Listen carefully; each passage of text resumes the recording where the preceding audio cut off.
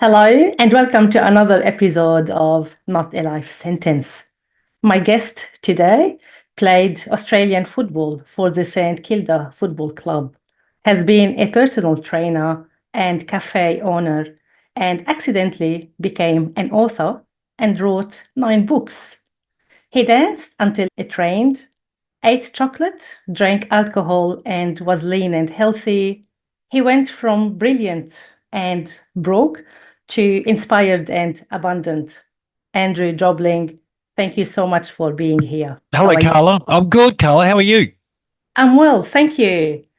Some of what I have mentioned are titles from your books. They are. They are indeed. So, before we get into the depth of it, what are you currently doing? I'm currently talking to a superstar. Right now, you mean I you don't believe mean you. you don't mean right this second, do you?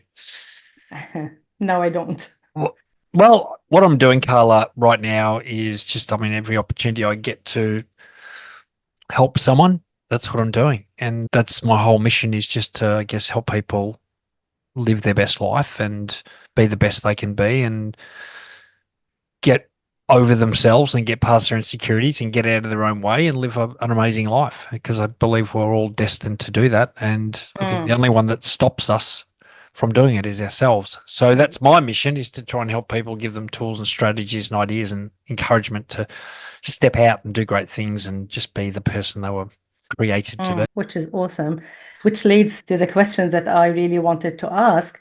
You say that you are on a mission to create a wave of wellness all around the world. Yes.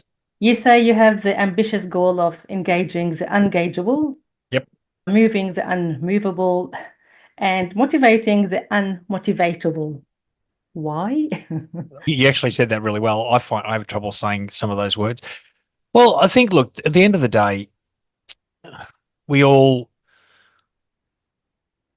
we all have this opportunity to live a great life. And I think tragically, so many people don't do it.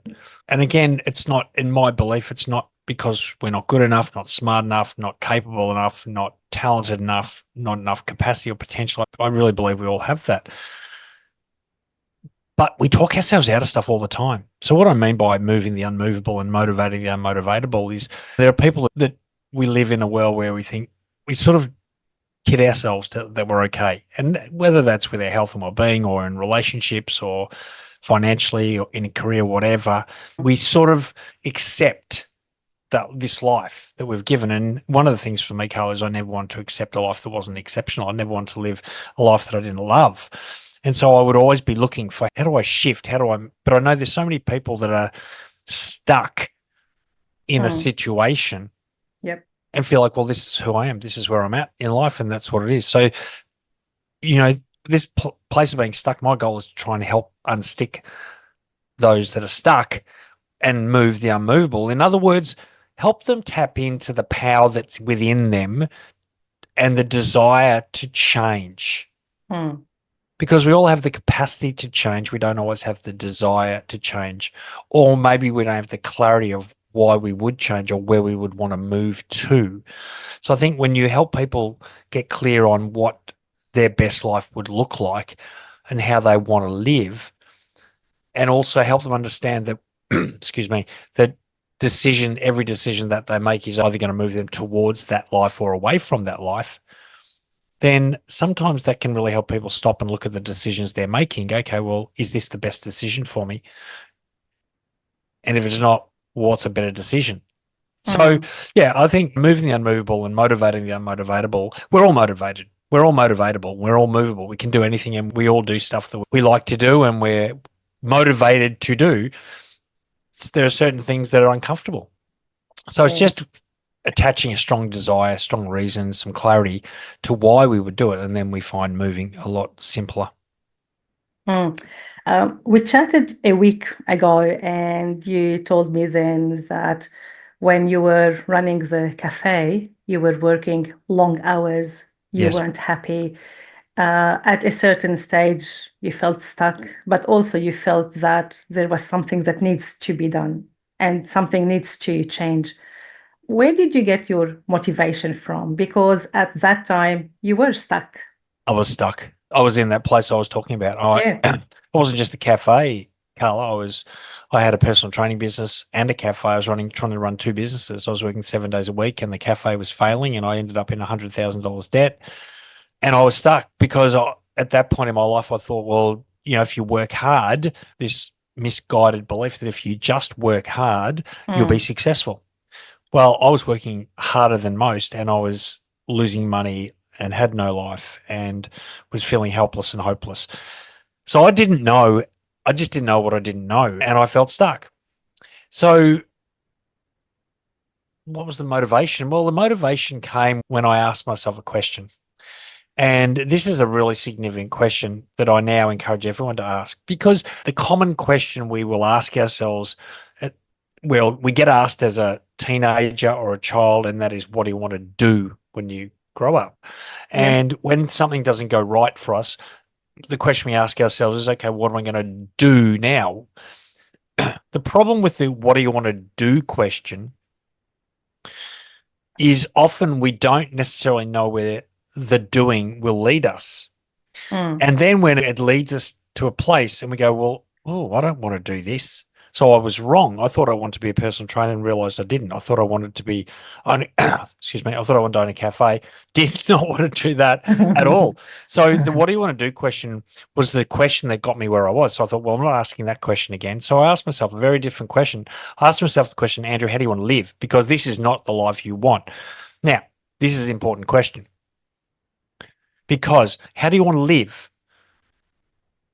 It's a very general question, but when Mm. you stop and think, and what I did is I thought about the different areas of my life, and I thought about my health, and I wanted to be healthy and have energy and feel great. I thought about my self belief and self image and self worth, and I wanted to have confidence and feel good about myself. I thought about the significance area of my life, and I wanted to have an impact on lives, and I wanted to make a difference. I thought about the financial area of my life. When you're in debt, all you ever think about is money. So I didn't want to have to think about money. I wanted to create multiple streams of income. And I thought about wanting to wake up every day loving my life. And so I got this clarity. That's where the motivation came from. This Mm. clarity of what I wanted and a desire to have it. And so out of nowhere, in that moment, came this crazy idea. And for me, that was a crazy idea at that stage in my life, to write a book, because I didn't write and I didn't read and I had no time and no skills, no background, no qualifications, no idea what I was doing. Mm. But because of the clarity of the vision, the idea that came to me was write a book, because I could then see how, if I was a best-selling author, all these things would unlock Come, this come with it. life. Yeah. I could create this life if I become a best-selling author. So without knowing what I was doing, with this total naive expectation, I said, right, okay, all I've got to do is write a best-selling book and I'll be off and running. And so that's what I did. No idea what I Yeah. was doing. And if I went and 2 years later, I'd published my first book. And 2 years after that, I was out of debt and retired from personal training. So it's amazing what clarity of vision will do for you, and how it Yeah. will stir within you Mm. this strong desire, which that's what motivation is, just a desire to move from one thing to another. If you're clear enough, if it's important enough, you'll do whatever you need to do. Yeah.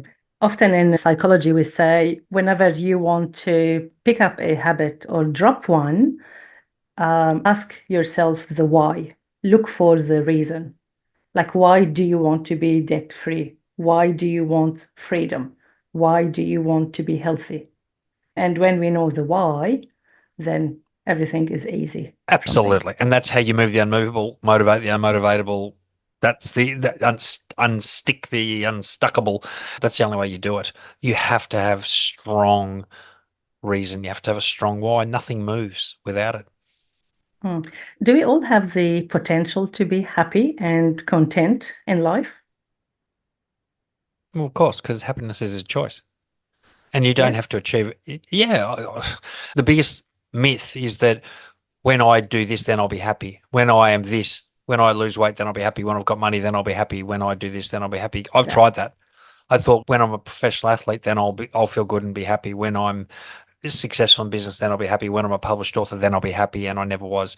And because it's the wrong way around. It's when you're happy, then those things will start to happen. Because happiness is a choice. Happiness is not a situation or a circumstance. Happiness is a choice. You can choose every day to be happy, and you choose happiness simply by looking at the things to be grateful for, looking at the things you've already done. celebrating you and the unique talents and strengths and gifts that you have, celebrating the people that you've got in your life that love you, celebrating the impact you can have every single day, no matter what you do. I know that you might just be someone, there are people that may empty garbage bins, right? Yeah. And their thing, well, my job is so meaningless, but it's actually not meaningless. When you stop and think about what you actually do, you cleaning the neighborhood, you're making the neighborhood a beautiful place to be. So actually it's a significant thing that a Garbo does. Like anyone in any job, and it's just re-looking at what you do Yeah. and finding the joy and the great in every day. And happiness is just going to come to you. So happiness is a choice and it can happen right now. So even someone sitting there listening to this going, "Oh, well, my life's not good and this is not good," Mm. and focusing on what's not good, my suggestion and challenge is focus on what is good. Focus on what you do have. Focus on who is there to help you and guide you, who loves you anyway, unconditionally. Think about the potential you've got, the strengths you've got, the things you could do if you made a decision to do them, and you watch what happens to your moods. And happiness is just a consequence of focusing on the right things. I find it interesting that you do mention this because there was a research that came out of Oxford University. I think it was during COVID or just before COVID, where they say that as human beings, we tend to push our end goal post, which is happiness, further and further. Like as kids, we say when we are 18, this is freedom, we are going to be happy. And then some would say, when I finish my degree and start my real job and earning real money, that's when I will be happy. Or when I find the partner, or when I buy my first home. So we are always pushing it further. We're putting Where it off. really, yeah, where really happiness is where we currently are at. Yeah, it's so true. It's so true. And I encourage people to celebrate every step forward in the process because let's say your goal is to lose weight and you Mm, won't be happy.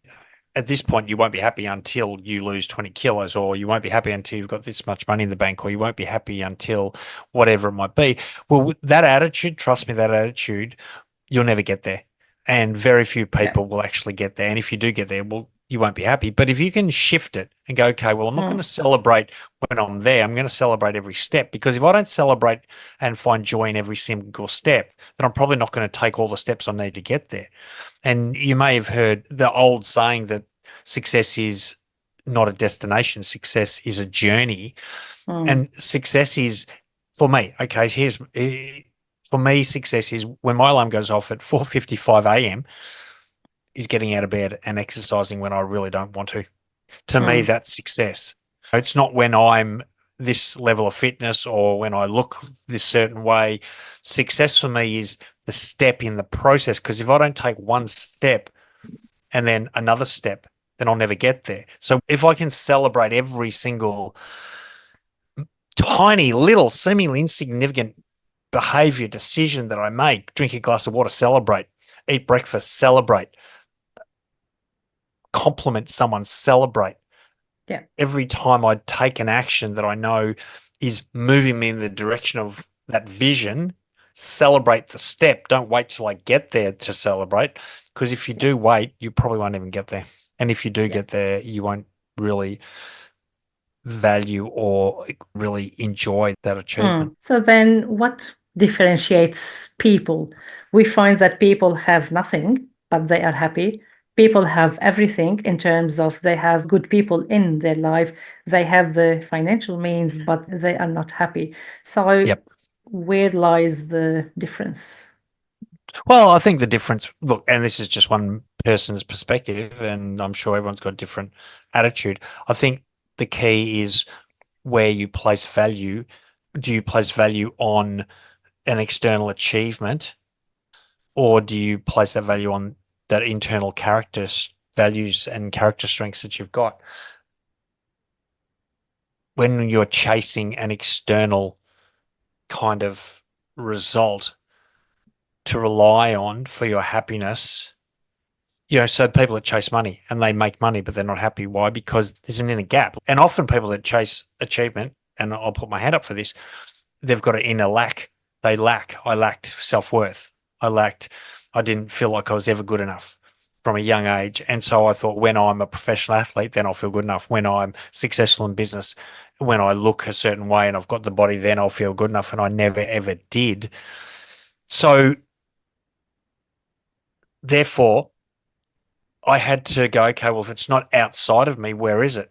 Happiness and joy is actually inside of me. So I just learned to Yeah. focus in and focus on my identity as a human being, not my identity as what I do. I'd shifted my identity from what I did to who I was. And the second you do that, and the second you really focus on who you are at the core, and I know I'm a caring person. I know I love helping other people. I know I'm Yeah. persistent. I know I'm courageous. I know I'm resourceful. I know I'm good at finding solutions. Now, there are things that I can never lose. There are things I will always have, and there are things to be proud of. And I know within myself that I'm a great person, Yeah. irrespective of what I have. And so that, I think, for a lot of people, that, you find them and they just live a very, what society would say is a very mediocre life, but they're actually not mediocre at all. They're prosperous because they're prosperous in self-worth. They love who they are. They love who they hang out with. They love the families. They love the relationship. They love the community. And the fact that they don't have all the material wealth is irrelevant to them, because material wealth is not what creates happiness. Now, don't get Mm, me wrong. It's nice to have nice things. of course. Having money Makes you it allows you makes to you do, happier. well, allows you to do more of the things that You enjoy. bring you out more. Yeah. So, yeah, I think that for me, the key is to go, okay, well, no matter what my situation right now externally, if I Mm. can focus on who I am and why I'm a good person and what I love and what I'm grateful for and what I have and what I value and what my strong character traits are, you focus on those things, you'll find joy, you'll find gratitude. When you've got joy, gratitude, and you can find that happiness, then all of a sudden, these other things externally will start to Yeah. manifest in your life. It is all in the mindset, isn't it? 100%. Yeah. 100%. I Googled you Did and you? I came across a site where they said, Oh, and I okay. am quoting here, Andrew is an attention-seeking mama's boy, middle child who believes you can achieve any success you desire. Is this true? Yes, I was a middle child, still am. Are you an Uh, I attention-seeking was, I mama's was, boy? yes. Unfortunately, I don't have my mother anymore, but when I was a child, I was very much a mama's boy. And I was an attention seeker. And the reason is because I mentioned earlier that I was very insecure. There's a Hmm. couple of reasons for that. You hear about middle child syndrome. Well, I don't necessarily believe middle child syndrome. However, No, it I did, is true. I did have I did have an older brother who was he was the smart and well-behaved one. And I did have a younger sister who was incredibly cute. And then I'm in the middle going, hey, what about me? But I think the thing that had the most significant impact on my life was when I was in primary school, because I lived in a loving home. My parents loved me. I never lacked love or support or anything in my life. So I started going to primary school, and my brother was always a year ahead of me. Hmm. So each year I would go into the same grade he had with the same teacher he had the year before. So you Now, were his. I was in his shadow, Hmm. and because he was the good boy, and I Hmm. was not so good, I would hear the same comment in some form or another almost every year, and that was, Andrew, why aren't you more like your brother? Oh. Now, Oh. exactly, right? So a 7, 8, 9, 10-year-old kid every year hearing, why aren't you more like your brother? I mean, what you think about how you would interpret that as a child, how would we filter that? Certainly filtered in my head is, Andrew, you're not good enough as you are. Now that was reinforced to me year after year. And so all of a sudden, now I'm thinking, well, I'm not good enough. So how do I get good enough? What do I need to do to be good enough? How do I prove that I'm good enough? How do I get validated? How do I get respect? So the rest of my life from that moment was chasing this external validation. And that's why I was an attention seeker. I wanted attention. I wanted to be seen, to be known, to be validated. And that was honestly the reason that drove me. The decision to be a professional athlete did not come out of love of the sport or natural ability, for sure. It came out of this desire to be validated and feel important. And so I worked my brain. Now, look, there's good and bad here. It drove me to do something that I would never have done. And it drove me to do something that I'm incredibly proud of. What it didn't do was alleviate those feelings that I wasn't good enough. So yeah, for me, being an athlete was a total me just chasing validation, and so that's what drove me. And it, so I mean, there's a lot of positives out of it, and because I'm proud of the fact that I played 7 years of professional sport, I don't think I would have done it. I'm proud that it was a strong enough desire to help me do something that I don't know if I ever would have done, but it was not the answer to the question, am I good enough? That is not a question that can be answered by the achievement of something outside of me. But I didn't know that. And so I spent a lot of my life chasing attention when I was a personal trainer, and I started working excessively hard on my body, thinking, well, if I've got biceps and six pack and buns of steel, then I'll be respected and admired. And if I work 7 days a week, then I'll be respected and all this stuff. And Mm. really, effectively, this is what led me to that point where I was working 7 days a week in $100,000 debt. It was this crazy chasing of something that I would never ever get or never catch, which was self-worth. Because you And were doing it for the wrong reasons. wrong reasons.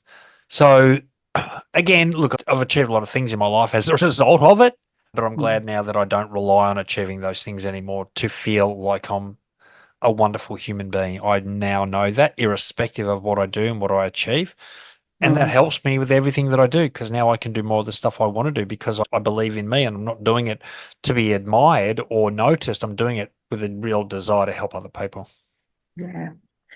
In your latest book, Tears of Joy, that sold 200,000 copies, you share your experience with grief and loss. And also, you encourage the readers to confront their feelings. Have you been to therapy? How did this journey of self reflection come about? Well, it came about because I think, like it does for most people, I got to rock bottom. And in Tears of Joy, I talk about I'm quite vulnerable about my journey because I'd never been vulnerable before. I think this is Mm. a real key to this is I'd always hidden. I wore masks most of my life because I didn't want people to know who I really was. I didn't want them to know I was this scared, insecure kid. So I'd put on the front, put on the mask, which I think a lot of people do. And I would never really open up. I never shared. I didn't want to tell people how I felt or what I really believed because I thought I'd be judged. I thought I'd be ostracized. So I just ended up in and out of relationships, in and out of marriages. And my third marriage ended just before COVID. And as a result of that marriage and some turmoil that was happening there, I was looking for answers. Because I just didn't know how to get out of this hole that I was in, these feelings that I had.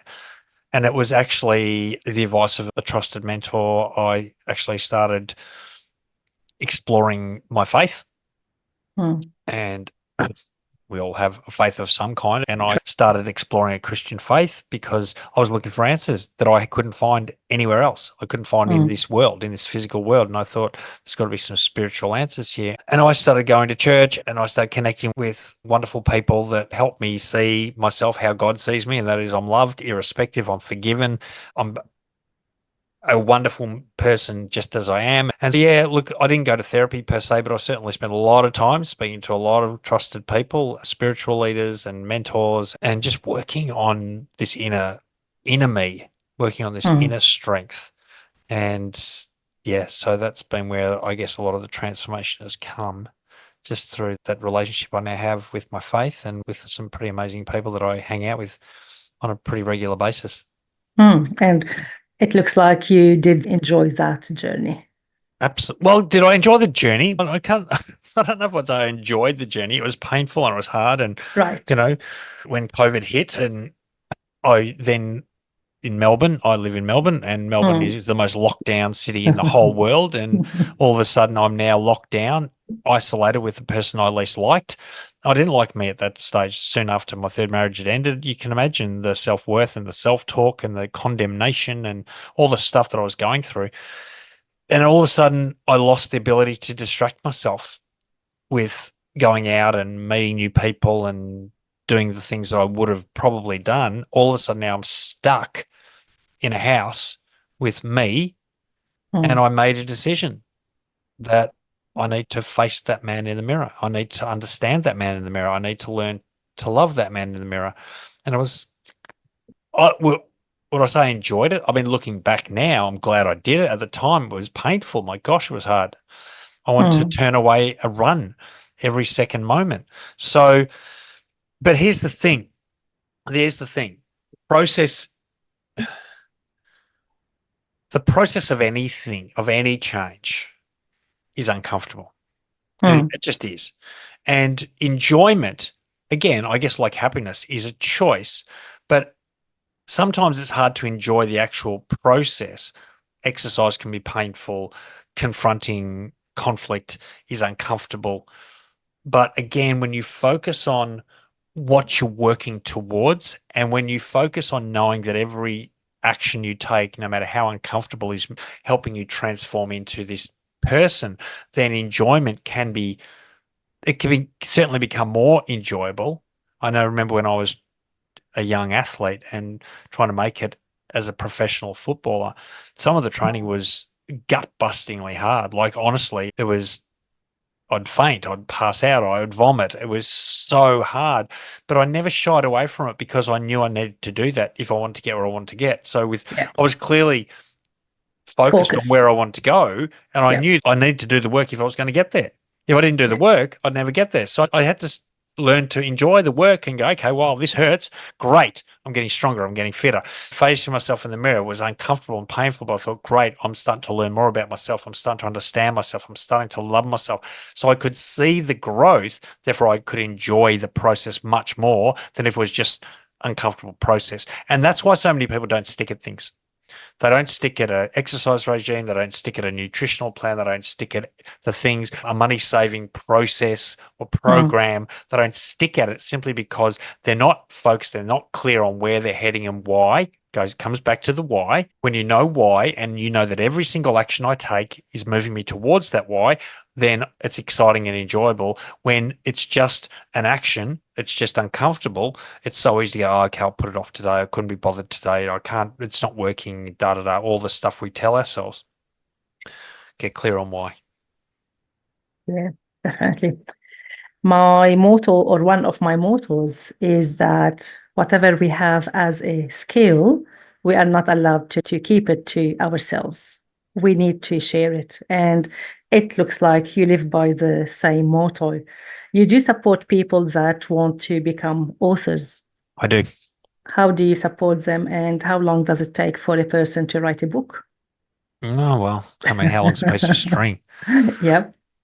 Look, I think that when I'd gone through this journey of writing and publishing my first book, and very quickly it was a best-selling book and sold lots of copies, and I thought back over the process and I thought, wow, if a footballer can do that with no idea what he was doing, then anyone can do this. Like that was honestly, that's what I thought. So I thought, well, I can start teaching people that, and I can take away anyone's excuse. All right, anyone that gives me an excuse why they can't write a book, I can squash that excuse because people say I don't have time. I was working over 100 hours a week in two businesses. Bang, that excuse is gone. People Yeah. say, but I can't write. And I say, I was a football. I didn't write. I didn't read. English was my worst subject. There goes that excuse. I don't know the process. And I would just really, I guess, help people primarily with the vision. Get clear. Why do you want to write a book? If you don't know Mm, why you want to write it, you'll never do it. Same thing. mm. If you don't have clarity on the book you want to write and why, then don't even start. The second part is then planning it and having a good structure. And then really the simplicity of writing a book. And this is what so many people say to me. I've now got 8 books. You said 9. I've got 8 published books, but I've got 2 more Right. coming. Sure. And people go, that's amazing. And I try to explain to them it's not amazing at all. In fact, it is so unremarkable. I write a little bit every single day, 10 minutes maybe. If I'm Mm, feeling frisky, it's 15 minutes.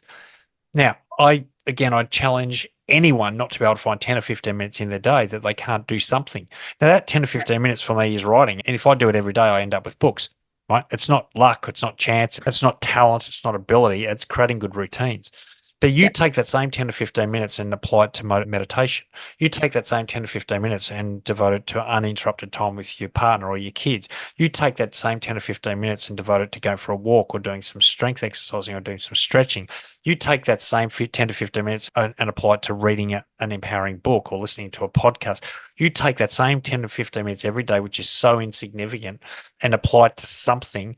over a period of time, which will become an unconscious routine that will predictably create results in your life that you look back and go, wow, how did I do that? Simple. 10 to 15 minutes a day of that one simple little tiny, seemingly insignificant thing to the point where it became an unconscious habit and you'll benefit from it for the rest of your life.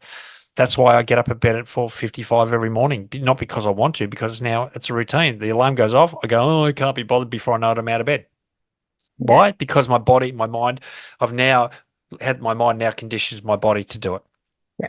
So Drink really, it is going back to baby steps. baby steps. Absolutely. The tiny little step that people go, oh, look, it doesn't matter if I miss it today. Yes, it does. It matters in a big way. It matters because unless you can string together, from a neuroscience point of view, at least 63 days of constant application of a tiny baby step action, it won't become that unconscious, that strong neural pathway in your brain, which effectively that's the habit. Like brushing your Mm, teeth. How long does brushing your teeth take? It takes 2 minutes to brush your yep. teeth.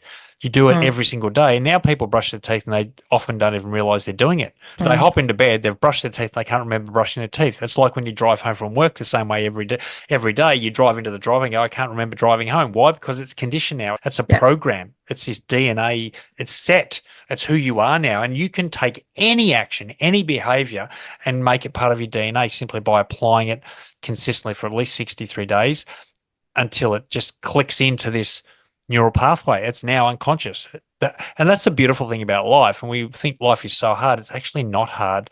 It's just focused for a period of time until these uncomfortable behaviors become automatic habits and you'll benefit from them forever. And you won't have to negotiate, debate, and argue with yourself. Oh, will I, won't I, shouldn't I, can I, can't I? You'll just now start to do them and you'll start to get the results from them every single day. Just start somewhere. Yeah. Awesome. What projects are you currently working on? I've got books that I'm working on at the moment. Yeah. I've got podcasts that I now have a podcast that I'm working on. I am working on, yeah, a lot of different stuff. Speaking stuff that I do, corporate Mm. stuff, school stuff, a range of different things that are happening right now, helping people write their books, just The two normal books stuff. that you are working on. So do you work on multiple books at the same time? Well, no, but I've got two going and Right. I can't focus on two at the moment. One's on a little bit of I'm just waiting for a few things for one book, so I'm focusing on the other book. But yes, I've got two sort of in progress at the moment. Nice. Any last words? Well, I think for me, it's just if people listening to this could just believe more in themselves and just know that they are enough as they are and start Mm, to really think about the great character strengths that they've got. I think when I started to really believe in my heart that I've got courage, that I'm courageous, that I'm honest and kind and caring, and I've got persistence, then I thought to myself, well, if that's me, if that's who I am at the core, and I believe that, then I can handle anything with courage, with kindness, with honesty, with persistence. I know that no matter what comes my way, I can deal with it. And it's not about ability or talent or knowledge or luck or circumstances. It's just about me applying the traits and the skills that I already have. Anything is possible. And we all have that. And so I think the final word for everyone listening is you are already good enough. You don't have to achieve anything to prove yourself. You don't have to mm. look a certain way to prove yourself. You're right now, you're amazing. You are as you're meant to be, and you've got an amazing destiny that I just want to encourage you to get out there and live. Lovely. Well, if Andrew was $100,000 in debt and working 80 hours was able to make it, then everyone can. Absolutely. Lovely. Thank you so much, Andrew. Take care. You're welcome. Thanks, Carla.